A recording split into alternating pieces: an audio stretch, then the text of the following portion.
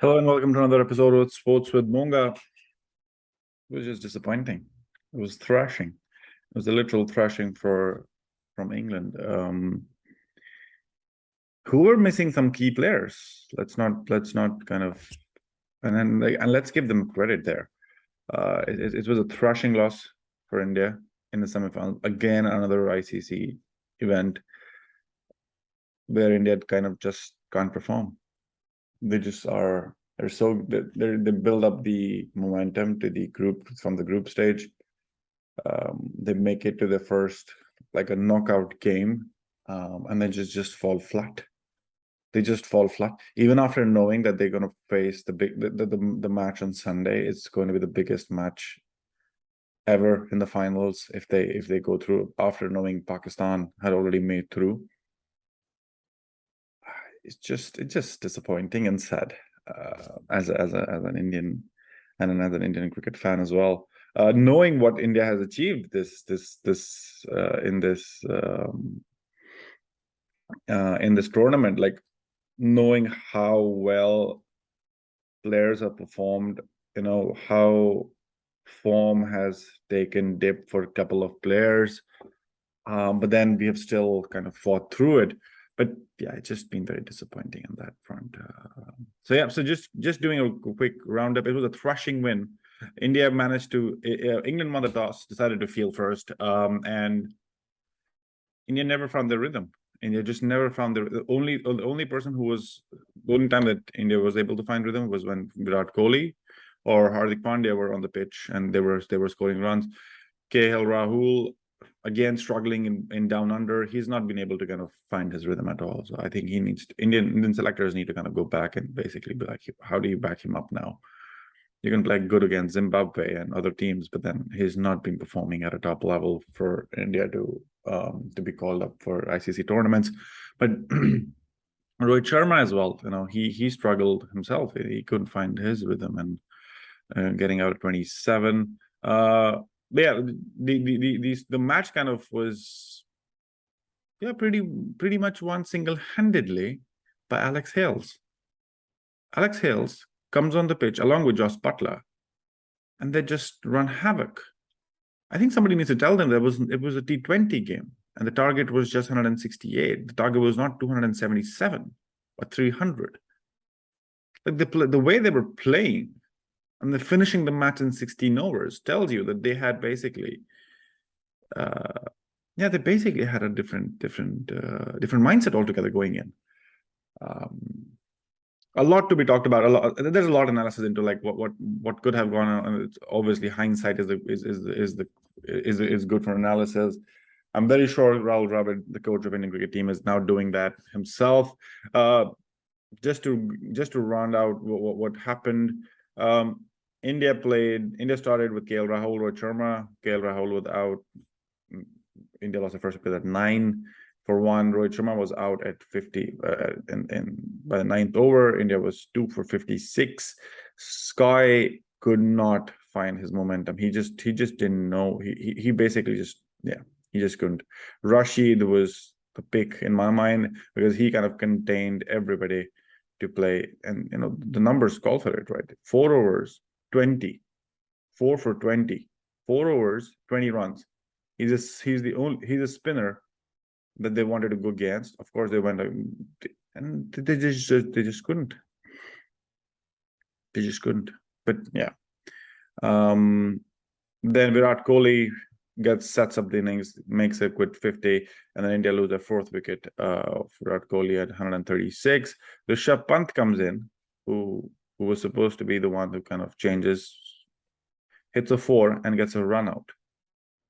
That was just, I'm like, what the hell is happening here? 158 for 5 India, and then Hardik Pandya kind of losing his wicket with very strange fashion. Very, very strange. Hit wicket. Very strange fashion in that one. Was making a respectable 63 and a respectable total for India to kind of defend. There was no defending, right? It was a one-man show for England. Jos Buttler comes in, Alex Hales. Jos Buttler 80 runs. 3 sixes. Alex Hales, 7 sixes. Strike rate of 182. The match is over in 16. Bhuvneshwar Kumar, 2 overs, 25 runs. Arshdeep, 2 overs, 15. Akshar Patel, 4 overs, 30. Mohammad Shami, 3 overs, 39. Ravichandran Ashwin, 2 overs, 27. Hardik Pandya, 3 overs, 34. There was nothing that India could have done there, because you have to get the wickets right eventually. If you don't get the wickets, you're not going to win the match, and that's what happened. But kudos to England. They were missing some of their bowlers. Wood was not there; he was injured. But then India just didn't score enough runs. This pitch we had more. The boundaries were shorter. A lot could have been done. Nothing. India would just kind of flat. India just went flat in this match, and that was kind of sad to just see and witness. Some individual performances, of course, to be proud of. Semi-final. Sky will be remembered as the find of the series, because the way he plays, and if he hits, he hits. If he doesn't, he gets out. But something needs to be done with the top order. That's not kind of performed at all for India this whole series. Virat Kohli, he is the guy for the he does put himself to the grind and push it through and tries. Hardik Pandya, another good innings from him. I was missing Mahendra Singh Dhoni. I was clearly missing Mahendra Singh Dhoni at a pitch where a lot was happening. India didn't try a lot. They didn't make a lot of field changes. It was a very lethargic performance in a way. They were like, "Oh shit, we have a plan. Let's stick to it. If this is not working, it'll work. It'll come to us." Of course, and that just doesn't happen. You have to keep changing. That's the whole idea of you being on the pitch. Things can happen if you change something. If you just stick to it, no field changing. And bowler change or kind of updating or trying to do something different. We needed a wicket. India just needed a wicket to kind of get into the momentum, and that never came. And that's exactly what happened. Alex Hales and Jos Buttler ensured that floodgates didn't open for the wickets, and India just didn't find the way. Sad to say, but it's England versus Pakistan in the final at MCG on Sunday.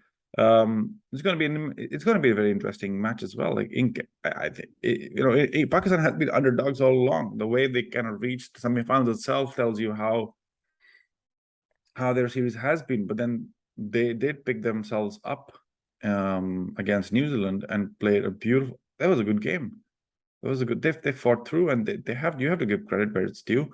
So England has shown here that these are the two guys. You have to get them out early.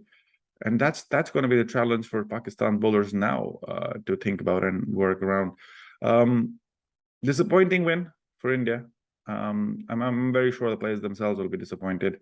But then this also kind of tells how much importance is India giving to other international tournaments, like IPL is the biggest one. But then I don't see a lot of players playing in BBL leagues, other international T20 leagues. Domestic leagues to get experience, because of course you get more exposure, because if you're playing domestically, you kind of are a champion in domestic pitches in IPL as well, because you play so much. But then if you don't get an international exposure, then it's a very difficult thing to deal with. Let me know what you think. Let me know your thoughts. Let me know who was your pick of the tournament for India. In my mind, it was Virat Kohli, hands down. I did miss Mahendra Singh Dhoni yesterday, just to kind of see what he could have done.